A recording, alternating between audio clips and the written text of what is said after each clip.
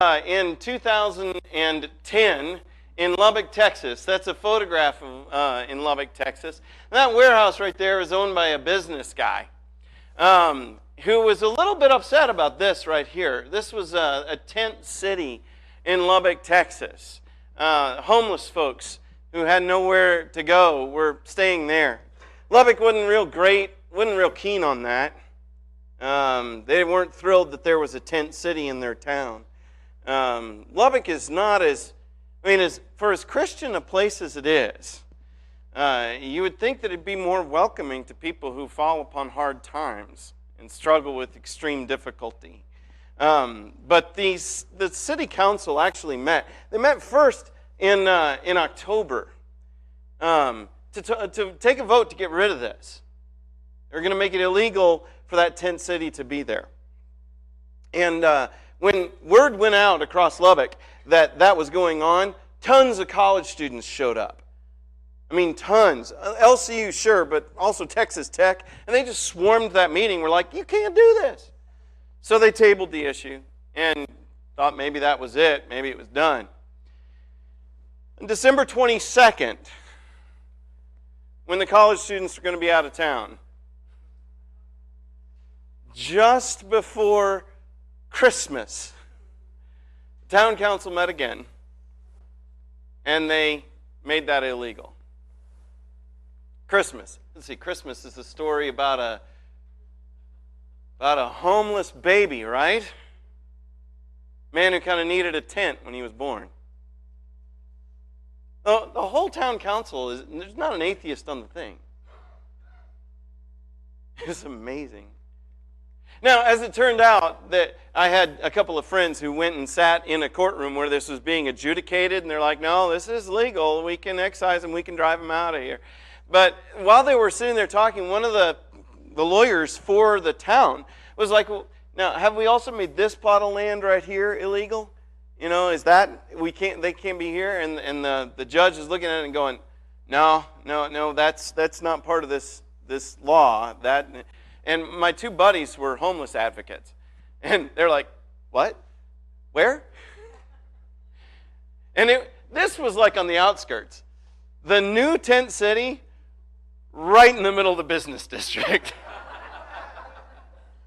They're like, cool, we can do that, you know. But this was horrifying to me. I wrote a letter to the town council. I was like, what are you guys doing? You know, because what? Because, does this guy have any dignity? Am I abusing his dignity by putting him up on the screen like that? I hope not. You know, I found him on Google Images, but does he deserve to be treated with respect and dignity? What, am I a bleeding heart liberal? No, I'm a Christian. Simple as that. Does this guy have dignity? Why does he have dignity? Why do human beings have dignity? What's the answer to that? Or what about this guy? Does he deserve to be treated as though he has dignity? Even though he's filled with threat, and hate, and danger, carries a weapon around that wants to hurt you? How about these two guys? Do those persons deserve dignity? Culture is talking now and shifting in such dramatic ways. These two men are there in this photograph to be married. And it's been just long enough now that our society it's not even debating whether that's okay or not. You know, it's just a given. Is there a Christian way to enter into that discussion? On what grounds do we have anything to say about that at all? Or what about this person?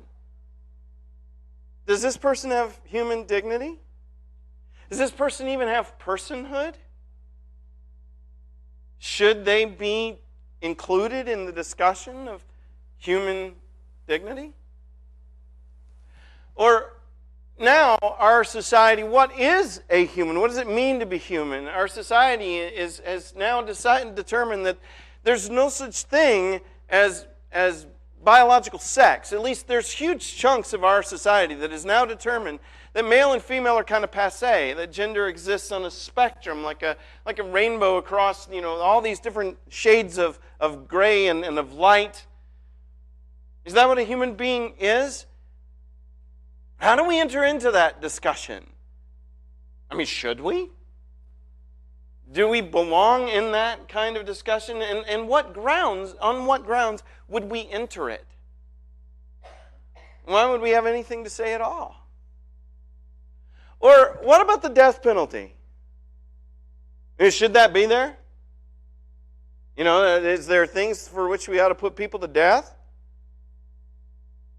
Or how about mass incarceration? Do you know about this issue? In the 1990s, we had a serious crime wave, a real huge problem of violence in our inner cities. And Republicans and Democrats together worked to produce a series of laws that put real teeth into sentencing. That made mandatory minimums. But we're now living in the age of unintended consequences where tons and tons of people are living in buildings with bars, often for fairly nonviolent crimes. Is that how we ought to arrange society? And is there anything that a Christian ought to say about all of that?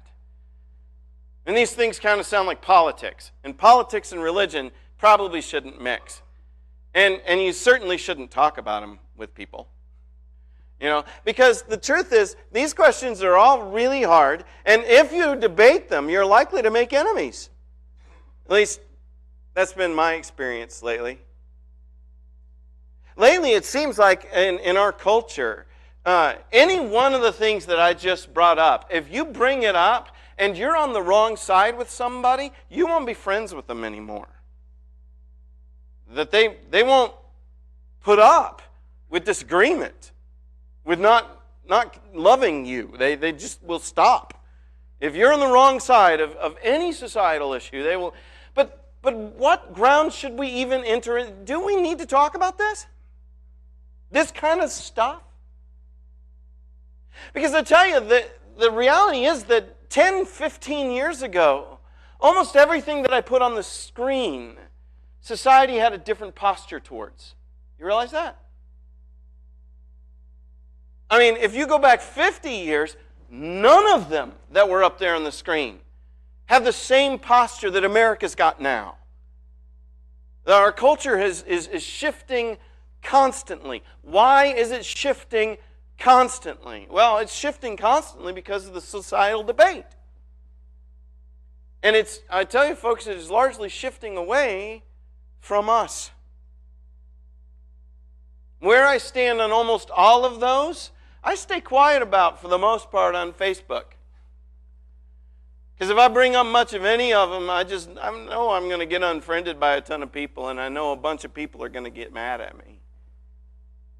But as I've started this whole thing, this is not a liberal or conservative thing. You realize that I've worked to try and find issues that one party felt one way about, and then another issue that the other party felt the other way. And I tried to find stuff that would tick off everybody in here. That was the goal, all right? Thank you. It's good to know I'm succeeding at something. The reality is, we actually do have something to say about all of this. There are distinctively Christian postures. And really, they are distinctively Christian because they are informed by a single and unique Christian principle. Well, not uniquely Christian because it's Judeo-Christian. But it is truly Christian, and it informs everything that I just put up on that screen. Every single one of them, if I want to know what sort of answer how should I think about this? It flows really all from a single principle. And that is the principle of the image of God. Understand that what I'm going to be putting in front of us for the next several weeks is not necessarily for apologetic purposes. Not meaning I'm I am unapologetic about this stuff because it's the Word of God. But I mean, by apologetics, I mean defense of the Christian faith. I'm not putting stuff in front of us that is intended for evangelism. I think for a lot of folks, starting here is likely to miss a whole bunch of people because you got to do a whole bunch of groundwork to get them even to the point where they're like, yeah, God does matter. In the kind of society that we construct, God matters. God's not just a private, personal thing that ought to stay in your kitchen, in your house. You know, if you want to go pray, go into your prayer closet, that's fine. But when it comes out of the, and you go to the bank, leave him alone. He doesn't belong there.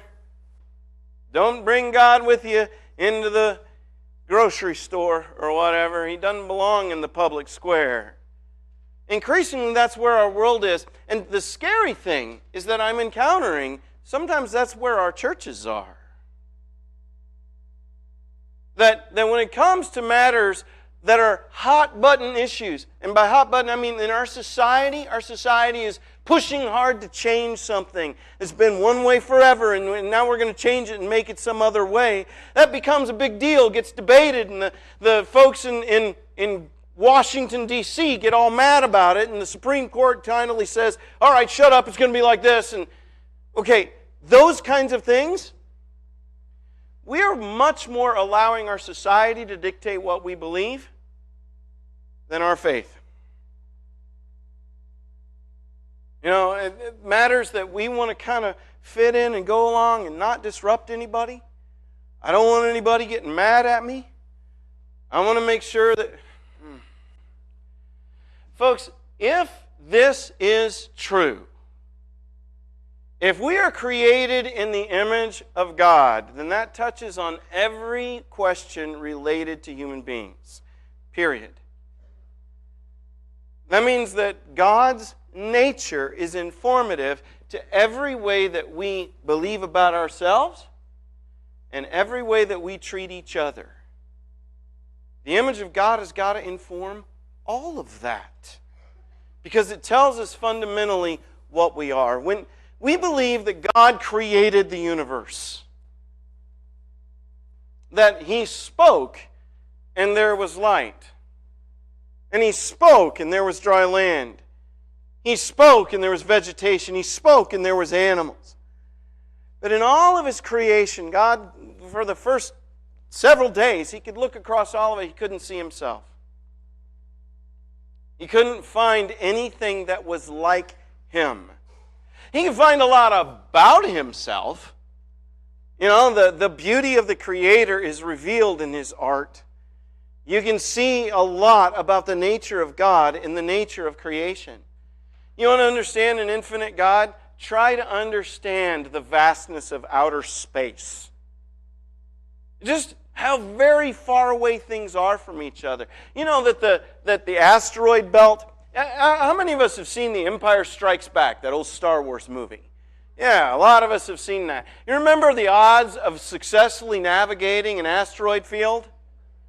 I don't remember that either. But you remember that C-3PO was all upset about it, and they took the Millennium Falcon and they're flying around the asteroids and they're ducking and dodging. And do you realize that in a real asteroid field, do you know how far away the asteroids are from each other?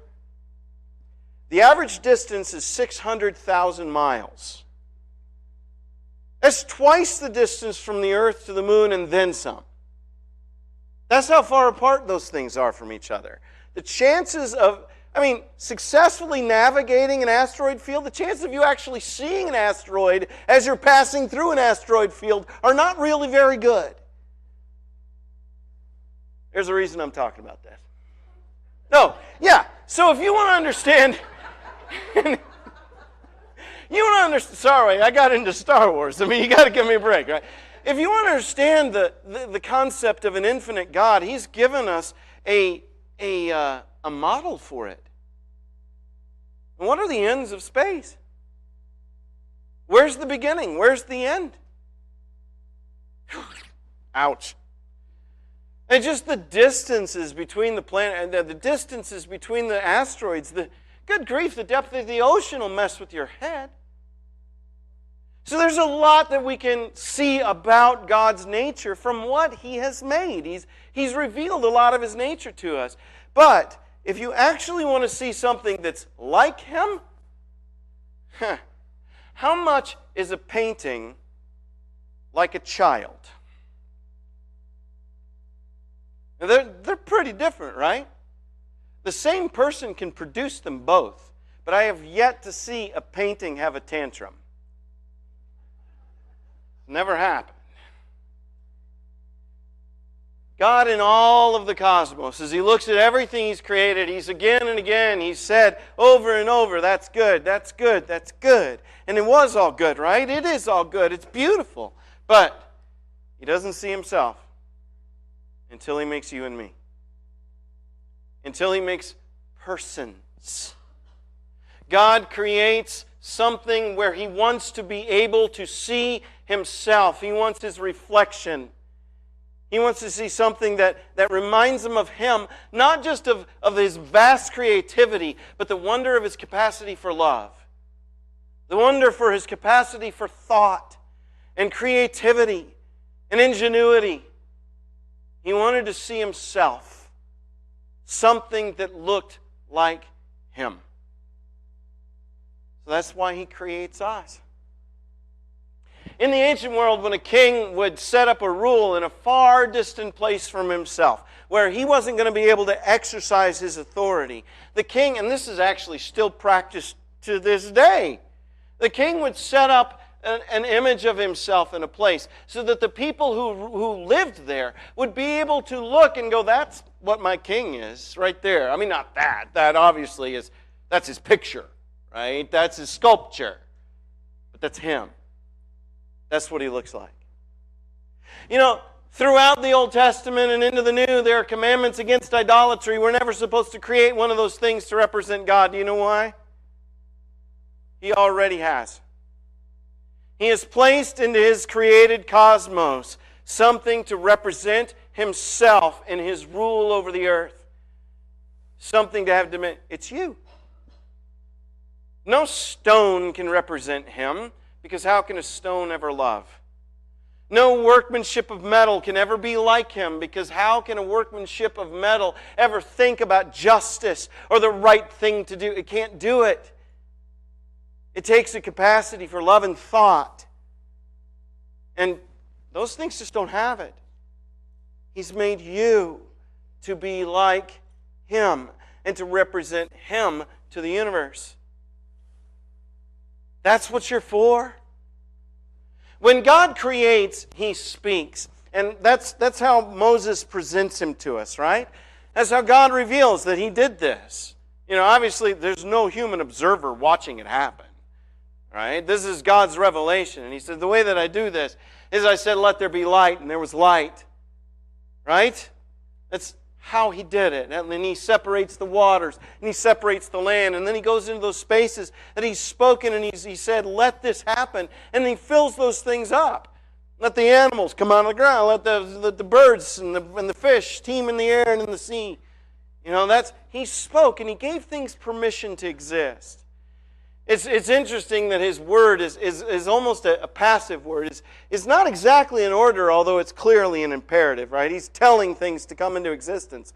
But he's doing it by giving stuff permission. But as he speaks, who is he talking to? I suppose it's possible that he's talking to himself, but I think really he's speaking to the universe, the things that he's making. Let this come into existence. You be here now. And you. But when he creates humanity, it's different. God doesn't say, let there be humans. God speaks to himself and says, let us make man in our own image. God becomes self-reflective then. And why the difference? Because you are not like anything else. You aren't like a quasar or an ocean. Because nothing else has our image or our likeness. You are made to be like God. You're supposed to look like him. I suspect that is not that God has 2 arms and 2 legs and 10 toes and so forth. I suspect that it's not that God has gender and so forth, or baldness. And he's pretty old. I suspect he's not suffering from old age, right? I suspect it's something about our nature that we don't share with the rest of biology, right? Because as human beings, we're an awful lot like all the other mammals, right? We have kids, we rear them, we don't hatch them out of eggs, they're born alive, we breathe air, we share in common all of that stuff with all of the mammal world. And some of the more intelligent mammals will do things like make tools, right? You can find an ape that will collect water in a little broken piece of bamboo and drink that. We share a lot in common with them. You know what we don't share in common with them? Rationality. There's not one ape that's a philosopher. Right? There's no poets among the dolphins, no thespians among the birds. Those are actors, by the way. We are different. Our capacity for understanding, for thinking abstractly and in terms of universals is different because we're like God. We're made to be like Him. And that affects everything. Every way in which we understand human beings is informed by that reality, that single truth that God revealed to us, that He made us in His image. Male and female bear the image of God. We are made in His likeness. We are supposed to be like Him. So that's why human beings have dignity. It's not what they do, it's what they are. No matter how they behave, they have inherent dignity. And they may sin against that dignity.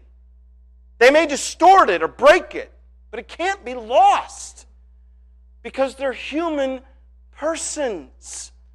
So even if they are the most distorted image of God, the image of God is in there somewhere. God sees it. He knows it. He recognizes Himself in that the way He does not in a dolphin or in a quasar. When He looks at you, He sees His image. And that provides you with infinite dignity. What is your worth? It's immeasurable. Because you are the image of God. What does it mean to be a success? Our culture has bought the idea that if you have enough money and enough power and enough beauty and enough influence or whatever your enough happens to be, then congratulations, you have succeeded. Is that what it means to be a success? The old bumper sticker answer is that the one who dies with the most toys still dies. What does it mean to be successful? Well, the image of God, if that's what you are, it has informed that. You were made to be like God. And if you are like God and you're broke, you're way more a success than someone who is very rich but has a poverty of spiritual being. You were made to be like God, and so your success comes when you're like God. Your ethics, it informs everything. What is God like? How would He behave? What has He revealed? What has He told us? Right and wrong flow from Him. If you go to our culture and you say, what is right or wrong? Well, you're going to have to ask what the date is. Because right and wrong in 2019 and right and wrong in 1969 aren't the same, are they? Or 1949. Now, let me give you just one example. How should a black man be treated? Go to those 3 dates and answer the question. There is one answer to that question, not 3 or 500 or 50 million or whatever. There's one answer. He's to be treated with the dignity he deserves as the image of God. Period. Because He is. We all are. What are we for? You know, what's the meaning of life? Those 3 words absolutely inform it. What are we for? We're to bear God's image. We're to reveal God to the universe. That's the meaning of your life. Everything that you do, every behavior in which you engage, ought to be done as though you were God. How would God behave if He were in that situation? That's your purpose. That's what you're for. So you love like God loves, and you're generous like God is generous, and you're severe where God is severe. You're actually like Him. That's what you're for. And the purpose of life is to actually move back to that, to find our way into that. That's what we're for. Or what is our ultimate destiny? To enjoy God forever because He enjoys us. Is what He made us for. So that He could see Himself in us. And do you realize this one concept informs every single issue that I threw up on that screen? Every one is informed by this one idea. Is it the image of God? Then that affects how you treat it. But what does it mean to bear the image of God? Well, we're going to unpack that for a while. We're going to have to spend some time looking at what God is like. If you want to know what the image of God is supposed to be like, you got to first look at God, because you can't look at people, right? Not since the fall, and we're going to have to talk about that. What did we lose when we entered into sin? What did we lose and what do we still have? We're going to have to look at that. And how do we get our way back there? From where we are to where we ought to be. What's that process look like? And what kind of help do we have along the way? But just in a nutshell, if I had to answer that question in one word, what would it be? And I think that word would be freedom. Now, even that is colored by what we have lost. Because most of the time when we think of freedom, we think of being free from something. Free from your demands on me. Free from your expectations. Free from your right to tell me anything at all. I have freedom and I can do whatever I want to with it. Does anybody think that God behaves like that? God isn't free from. He doesn't even want to be. He's free for. He's free for others. He's free to absolutely love. The reality is, of all the things that God has made, only humanity is free the way that God is free. Everything else works according to design. But we don't. You realize that? We know deep down, we know what our design is supposed to be. How do I know that? Because when we act in accordance with our design, we are filled with joy and love and wonder why we don't always do this. But we don't always do this. We were designed for absolute selfless love. Right? And think about the moments of absolute kindness and love in your life. Are they not the best moments? Don't they have kind of a glow around them in your memory? They fill you with wonder? And aren't they entirely too rare? Everything else functions by design. It may function under the curse, so it's not functioning perfectly. I mean, there are, in fact, tornadoes, right? I don't know if there'd been tornadoes in the unfallen world. If there had been, I suspect they would have built airplanes to just freak us out. That's not in my notes. But in the unfallen world, I suspect weather would have been more pleasant and farming would have been a lot easier and a lot of stuff would have been more in harmony. But even in the cursed earth, things are functioning the way they're kind of supposed to. But you and I, not so much. Why? Because we were built with this. God is absolutely free to do whatever He wants, and the only constraint upon His freedom is His own character. He won't do that which He is not. So God doesn't lie. God doesn't murder. God doesn't hate. He hates evil, but He doesn't hate persons. And there's so many things that He won't do. Is He free to do them? Well, I suppose that depends on what you mean. Because He will never be other than what He is. But if at some point He were other than what He was, there's no one who can stop Him from doing anything. He's absolutely free. And so when He creates human beings, He creates them with absolute fundamental freedom. You can do whatever you want.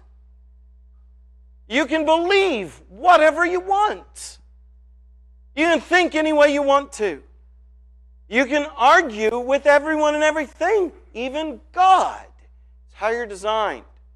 You're the only thing made that way because you bear His image. You are like Him, which makes you free to love. If you were not free, you wouldn't actually be able to love. You wouldn't be able to do it because love requires a choice. Love requires the capacity to say, I choose to give myself to you. I choose to share myself with you. I want you. But in order to be able to want you, I have to be able to not want you. I have to be able to want not you. And that's what God created us with the capacity to be and to do. And humanity has decided, yeah, God, not you. Me. We'll look at that more deeply when we get into the fall. But that's our trouble, is the abuse of our freedom. But God is absolutely free to love, and only those who bear the image of God are truly able to do it. We have to be able to reason and think and choose. And so God designed that into us. And that's what it means to bear His image. To have the capacity for true, actual love. But to have the capacity for true, actual love, you also have to have the capacity for true, actual rejection. True, actual hate. You know, when I was in Lubbock, and that tent city thing came up, I was listening to a conservative talk show. And the guy comes on the radio, the guy's on the radio, and he's talking about this whole tent city issue. And that warehouse that I pointed out at the beginning was owned by a businessman who was feeling threatened because poor people were living next to his warehouse. And he was afraid his stuff's getting stolen. He'd actually had a couple of break-ins. And he was really upset about the tent city. And the guy on the radio says, what's more important, a business or a bum? And I remember hearing it and thinking, well, I know the answer to that question, but I think maybe you're wrong. Because the guy you labeled bum is infinitely more important than the business. Because you got to be able to love. You got to be able to love if you're going to be fully alive. That's not hostility to law and order. Obviously, you need an orderly society. But the interesting thing is that about 3 weeks after I heard that on the radio, the businessman had met some of the bums. And he called into the radio show. And he told them, you know what? These guys are people. And you know what they're doing? They're policing my business for me. He ended up not wanting what the city council did because those people were keeping his business safe. They weren't the ones that broke in. They were the ones that stopped the break-ins. And he's like, he called in to say he was wrong. Christians shouldn't get that one wrong.